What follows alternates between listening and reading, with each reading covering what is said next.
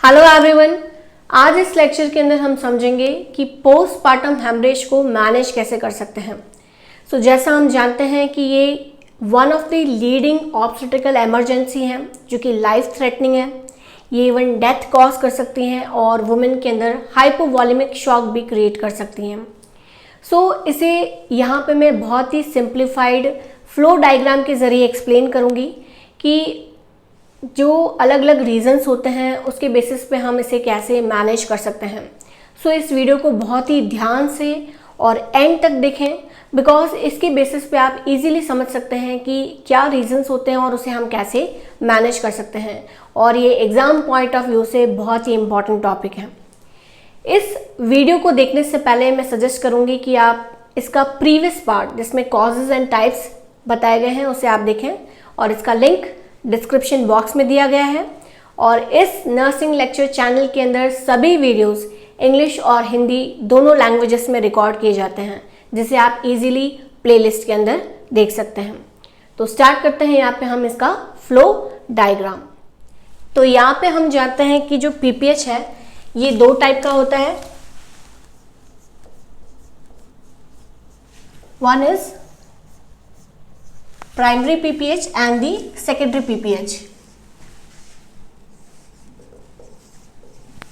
Primary PPH का मतलब होता है जब ब्लीडिंग स्टार्ट होती है after the birth of baby लेकिन 24 आवर्स के अंदर। ओके।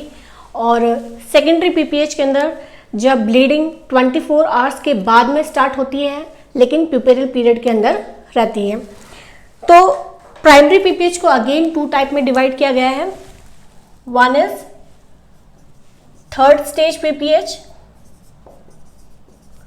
and दूसरा है true PPH। Third stage PPH के अंदर क्या होता है? थर्ड स्टेज हम जानते हैं लेबर के अंदर जिसमें प्लासेंटा एक्सपेल आउट होता है, लेकिन यहाँ पे प्लासेंटा एक्सपेल आउट नहीं होता है, यानी बिफोर एक्सपल्जन ऑफ प्लासेंटा जो ब्लीडिंग है वो अपीयर होती है in this third stage PPH। और ट्रू पीपीएच के अंदर क्या होता है कि इसमें प्लासेंटा एक्सपेल आउट हो जाता है लेकिन ब्लीडिंग विद इन 24 आवर्स होती है। ओके। यहाँ पे पीपीएच के पीछे जो भी रीजन हो, whether it is third stage, true PPH और सेकेंडरी, कुछ इंपॉर्टेंट चीजें हमें सबसे पहले प्रिपेयर करनी जरूरी होती है to manage any of the reason for the PPH. सबसे पहले हम क्या करेंगे? कॉल फॉर हेल्प, यानी जितने भी सीनियर पर्सन्स हैं, ऑब्स्टेट्रिशियंस हैं, गायनेकोलॉजिस्ट हैं, एनेस्थेटिस्ट हैं, ओके, इन सबको हम हेल्प के लिए कॉल करेंगे ताकि ये जो सिचुएशन है वो अकेले मैनेज करना टिपिकल रहता है, इट इज़ टफ। इसके लिए हमें सबकी ज़रूरत पड़ सकती है। We will call for help and 2 IV lines, कितनी? 2 IV lines large bore size की हम क्या करेंगे? स्टार्ट करेंगे, क्योंकि यहाँ पे हमें फ्लूइड भी इन्फ्यूज करना है और उसी के साथ में ब्लड ट्रांसफ्यूजन की जरूरत भी पड़ सकती है because this the PPH heavy bleeding. Hypovolemic condition को मैनेज करने के लिए हमें क्रिस्टलॉइड सॉल्यूशंस को इन्फ्यूज करना जरूरी है, may be RL, NS। Okay. Rapidly infuse करने के लिए हमें 2 लाइन्स की जरूरत होगी, one for fluid infusion and second for blood transfusion. Okay. अगर हमें ब्लड की जरूरत पड़ती है तो देन हम क्या करेंगे? वुमेन की ब्लड टेस्ट सेंड करेंगे, ओके, जिसके अंदर हम वुमेन का bleeding time, clotting time, fibrinogen level, group cross matching, ये सारे सेंड कर सकते हैं और इन वैल्यूज़ को हम जान सकते हैं। और side by side with the other hand हम क्या करेंगे? क्विकली असेस करेंगे वुमेन्स के basic parameters, assessment of all the vitals like blood pressure, temperature, respiratory rate, pulse, okay, and along with that we will catheterize the bladder, okay। क्यों catheterization जरूरी है? Because अगर bladder fully loaded है with the urine तो one important thing कि ये क्या cause कर सकता है? यूट्राइन contraction में interference cause कर सकता है, उतने इफेक्टिव यूट्राइन कॉन्ट्रैक्शन नहीं होंगे। ओके। एंड सेकेंडली हमें उसी के साथ में बहुत इंपॉर्टेंट यूरिन आउटपुट को मेजर करना है क्योंकि there is a bleeding, so there may be drop in urine output.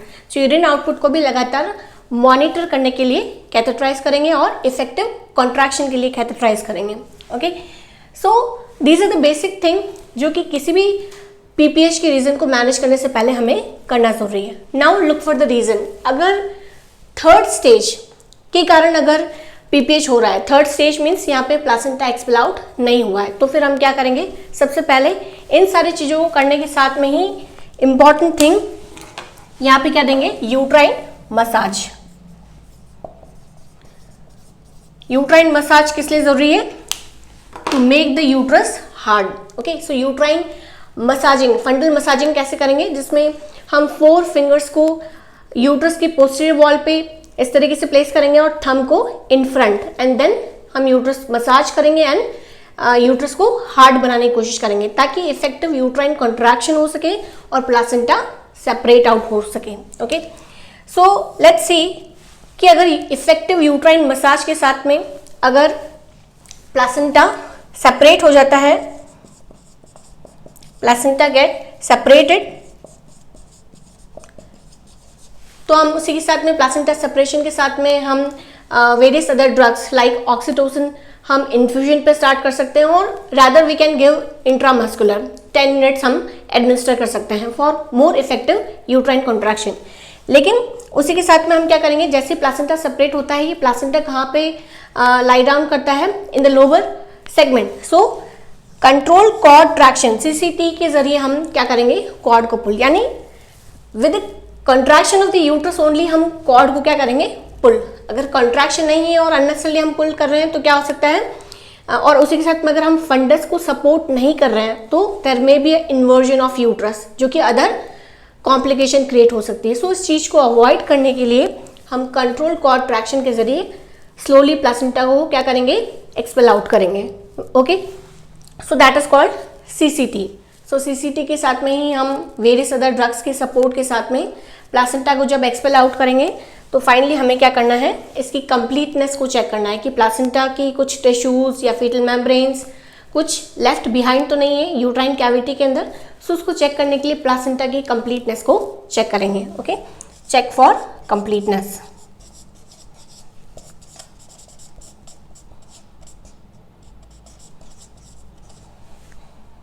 Now अगर प्लासेंटा सेपरेट नहीं हुआ है after giving all this uterine massage and after catheterisation of the bladder also, तो यहाँ पे हम under the general anaesthesia manually placenta को remove करेंगे, मैनुअल रिमूवल। और मैनुअल रिमूवल के लिए क्या करते हैं कि जो डोमिनेंट हैंड है उसे कोन शेप मैनर में इंट्रोड्यूस करते हैं यूट्राइन कैविटी के अंदर, एंड देन जो यूट्राइन वॉल होती है और जो प्लासेंटा है, इन दोनों के बीच में कोन शेप मैनर में हैंड को इंट्रोड्यूस करेंगे और स्लाइसिंग मैनर में प्लासेंटा को सेपरेट करेंगे। ओके, एंड स्लाइसिंग मैनर में प्लासेंटा की होल लाइनिंग को सेपरेट करने के बाद में अगेन विद स्लोली ट्रैक्शन के साथ में कॉर्ड को एक्सपेल आउट करेंगे और उसके साथ में प्लासेंटा बाहर आएगा।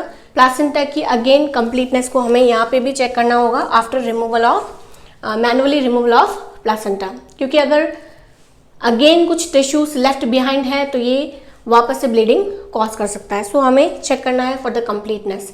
लेकिन यहाँ पे ऑक्सीटोसिन इन्फ्यूजन को तो हमें लगातार बनाए ही रखना है, लेकिन मिथर्जिन उस कंडीशन में नहीं दे सकते हैं अगर वुमेन को प्री एक्लेम्शिया है या फिर एक्लेम्शिया है, यानी और कोई हार्ट डिजीज है, तो उस कंडीशन में हम मिथर्जिन को अवॉइड करते हैं, क्योंकि मिथर्जिन जो है वो टिटैनिक यूट्राइन कॉन्ट्रैक्शन कॉज करता है।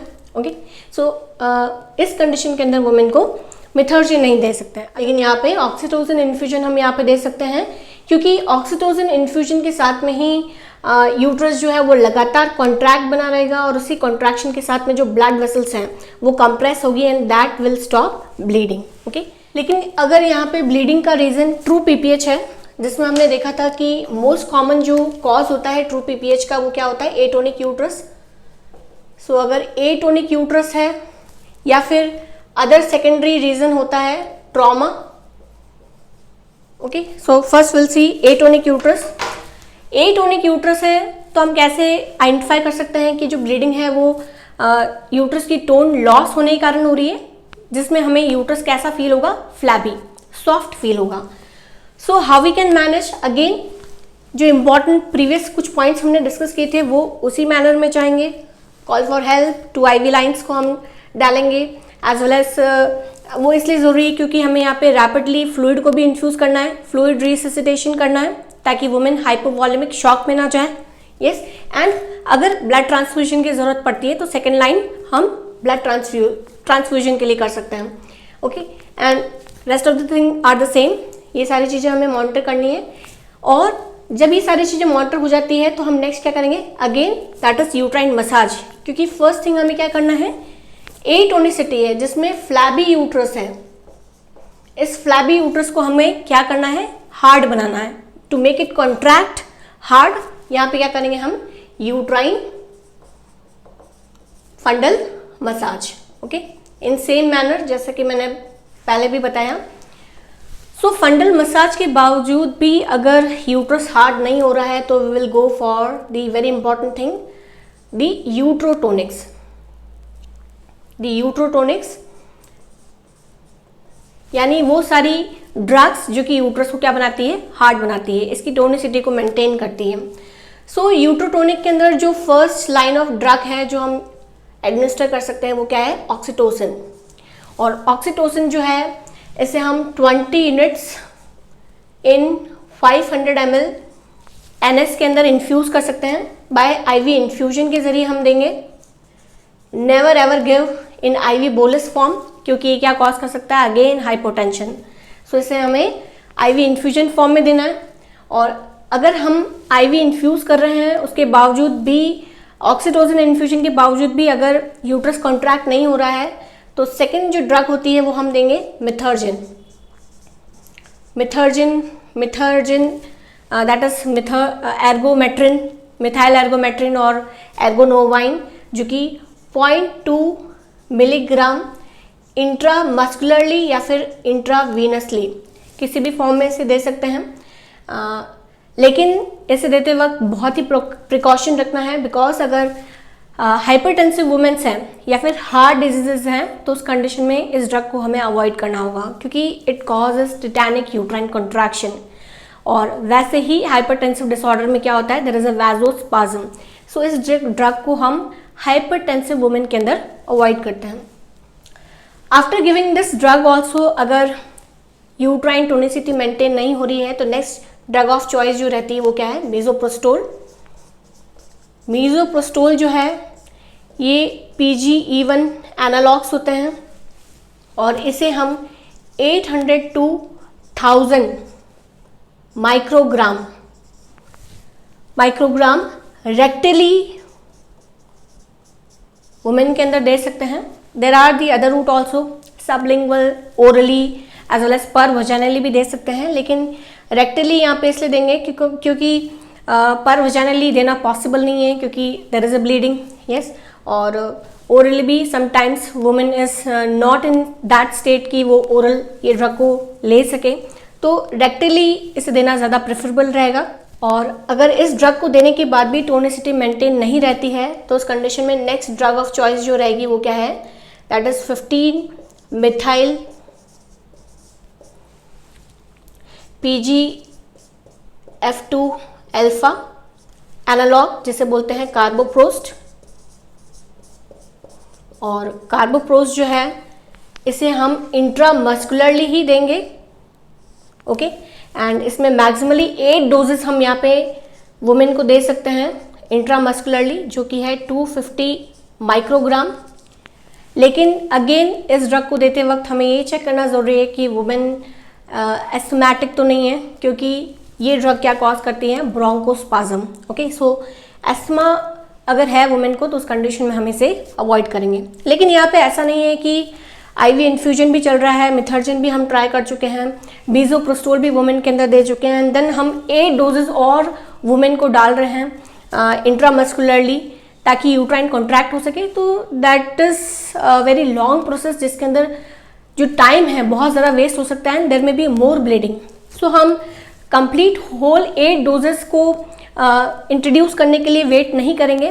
वेरएज़ अगर इस स्टेट पर आते हुए अगर वुमेन का जो यूट्रस है कॉन्ट्रैक्ट नहीं हो रहा है तो we will go further. Okay, so क्योंकि यहाँ पे हम 8 डोजेस, ईच डोज के बीच में हम 15 मिनट का गैप दे सकते हैं, so we will not wait for complete whole 8 doses. Whereas still यहाँ पे 2-3 डोजेस के बाद भी अगर यूट्रस कॉन्ट्रैक्ट नहीं हो रहा है, स्टिल इट इज़ फ्लैबी, तो लगातार ऑक्सीटोसिन इन्फ्यूजन को हम मेंटेन रखेंगे। लेकिन लाइन ऑफ ट्रीटमेंट जो आता है कि अगर ये सारी चीज़ें भी फेल हो जाती है तो next we will go for uterine compression.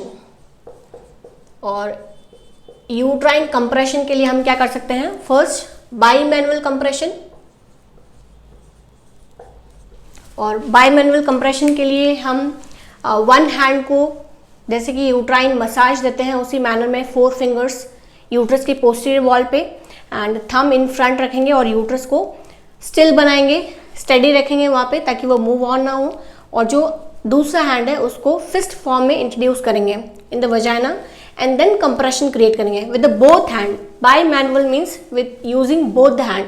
One hand से हम फंडल मसाज दे रहे हैं और दूसरे हैंड से हम क्या कर रहे हैं, एंटीरियर जो यूट्राइन वॉल है उसको कंप्रेस करने की कोशिश कर रहे हैं। सो दोनों हैंड्स को यूज करेंगे ताकि क्या होगा, जो पोस्टीरियर वॉल और जो एंटीरियर वॉल है वो अपोज होगी, क्योंकि यहाँ पे जो ओपन साइनसेस हैं वो इस कंप्रेशन के कारण क्या होगी, प्रेस, जिसके कारण क्या हो सकती है, ब्लीडिंग स्टॉप। ओके, तो इस तरीके से बोथ हैंड को यूज करेंगे इन दी बाय मैनुअल कंप्रेशन। अगर इस मेथड से भी कंप्रेस नहीं होता है and bleeding is still continuing तो नेक्स्ट क्या कर सकते हैं, यूट्राइन टैम्पोनेट यूज कर सकते हैं हम। यूट्राइन टैम्पोनेट यानी इसमें क्या कर रहे हैं हम कि डिवाइसेस यूज करेंगे। Again the principle is same कि यहाँ पे हम वॉल्स को अपोज करना चाहते हैं, वेसल्स को कंप्रेस ताकि ब्लीडिंग स्टॉप हो, जो ओपन साइनसेस हैं वो कंप्रेस हो और ब्लीडिंग स्टॉप। तो यूट्राइन टैम्पोनेट के अंदर एक डिवाइस होती है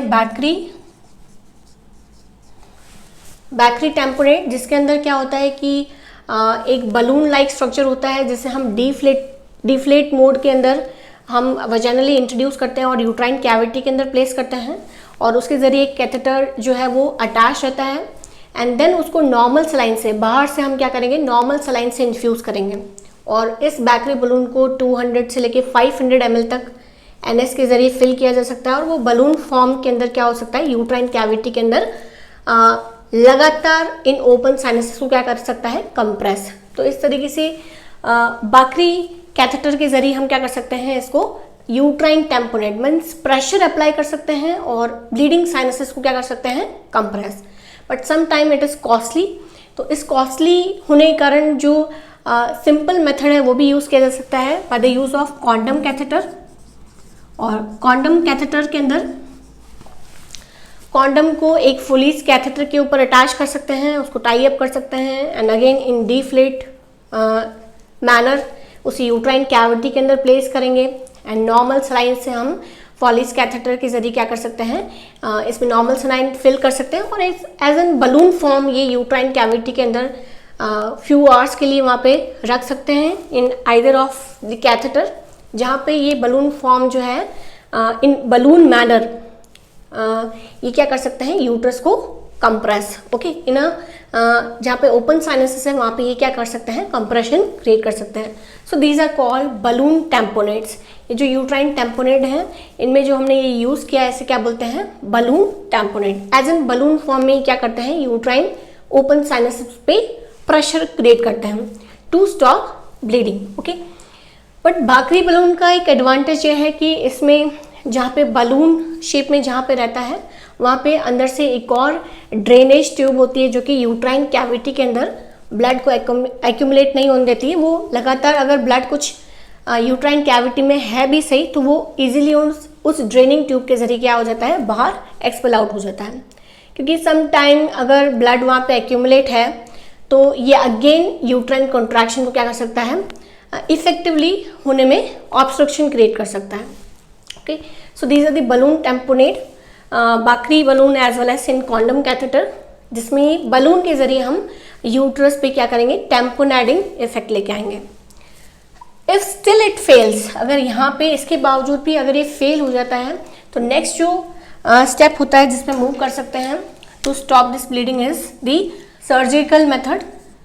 और सर्जिकल मेथड के अंदर भी 2 स्टेप्स यहाँ पे फॉलो होते हैं। अगर हमें एक्शन स्पीडली लेना है क्योंकि यहाँ पे ब्लीडिंग हो रही है तो हम we will not wait for more time, so speedily अगर हमें करना है तो सबसे पहला जो इफेक्टिव मेथड होता है वो क्या है, that is uterine sutures. Okay, uterine compression sutures, हम यहाँ पे यूट्राइन कंप्रेशन स्यूचर्स जो है वो प्रेफरेबल मेथड होता है, जिसमें one is the B Lynch suture and the other methods are also there, like other sutures techniques होती है लाइक हैमन स्यूचर्स और चॉ स्क्वायर स्यूचर।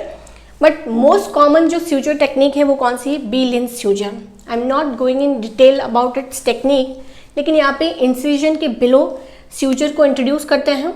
ओके, एंड इस स्यूचर को होल यूट्रस के फंडल पार्ट से ऐसे लूप बनाते हैं एंड पोस्टीरियर वॉल से वापस से इनर एस्पेक्ट में क्या करते हैं, इस स्यूचर को बाहर निकालते हैं एंड देन इंसिजन के बिलो, जहाँ पे इंसिजन दिया गया है उसके बिलो क्या करते हैं, टाई अप। तो एक तरीके से इस होल स्यूचर को लूप मैनर में 2 टाइम्स यूट्रस के अराउंड टर्न करते हैं, और ये इसलिए है ताकि यूट्रस को इस स्यूचर के जरिए टाई अप कर सकें एंड देन कंप्रेशन क्रिएट कर सकें। So these are called uterine compression sutures, जिसमें सबसे कॉमन जो टेक्निक यूज की जाती है वो क्या है, बी लिंच टेक्निक, जिसमें इस तरीके से लूप बनाते हैं और यूट्रस को क्या करते हैं, कंप्रेस। ओके, लोअर सेगमेंट को भी एज वेल एज जो एंटीरियर पोस्टीरियर वॉल है उसको भी अपोज करते हैं। Okay, to make it hard, right. Next, अगर इस कंप्रेशन स्यूचर के बावजूद भी अगर ब्लीडिंग स्टॉप नहीं हो रही है तो there are stepwise devascularizing procedure, जिसमें लाइन वाइज मैनर के अंदर जो यूट्रस को सप्लाई करने वाली वेसल्स होती हैं, ब्लड वेसल्स, उसे क्या करते हैं, लाइगेट कर देते हैं, टाई अप कर देते हैं, ताकि अगर सप्लाई ही रोक दिया जाए तो ब्लीडिंग स्टॉप हो जाएगी। सो स्टेप वाइज नेक्स्ट जो टेक्निक होती है सर्जिकल मेथड में वो क्या है, दैट इज स्टेप वाइज डीवैस्कुलराइजेशन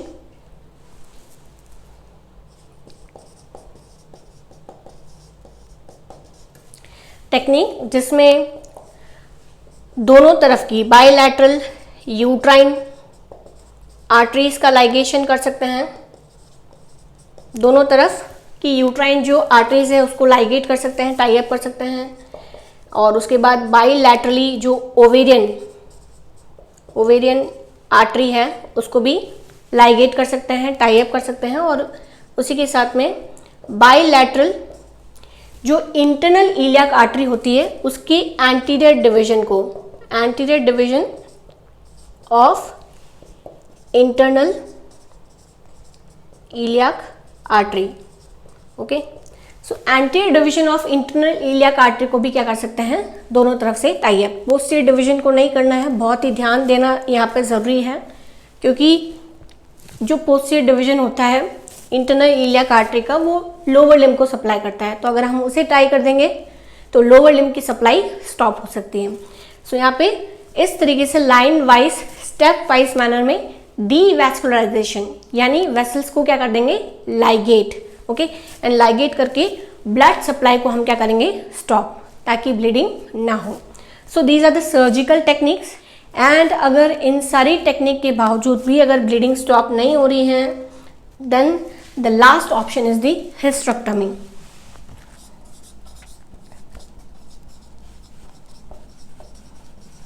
जिसमें यूट्रस के होल पार्ट या फिर कुछ पार्ट्स को क्या कर देते हैं, रिमूव कर देते हैं। Okay, so this is the last option.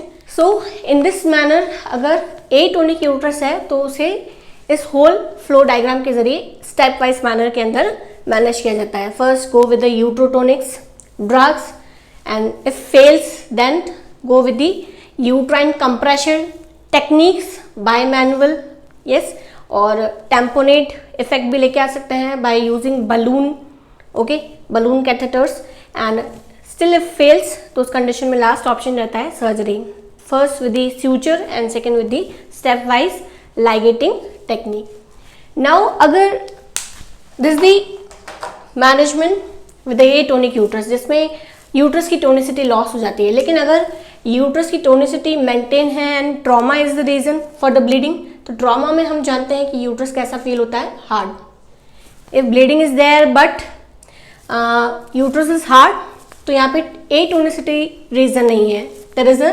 Reason for any tear in any of the genital tract. So यहाँ पे हमें क्या करना है, एक्सप्लोर करना है, एक्सप्लोर अंडर जनरल एनेस्थीसिया कि जो टीयर, जनरल एनेस्थीसिया भी कर सकते हैं या फिर डीप सेडेशन में भी हम चेक कर सकते हैं कि टीयर कहाँ पे है, एंड देन फाइनली उसे क्या करना है, स्यूचर। ओके, सो एक्सप्लोर करने के बाद जो भी एरिया टीयर हुआ है in cervix, vagina, in the uterus, तो उसे फाइनली क्या करना है, स्यूचर करना है टू स्टॉप ब्लीडिंग।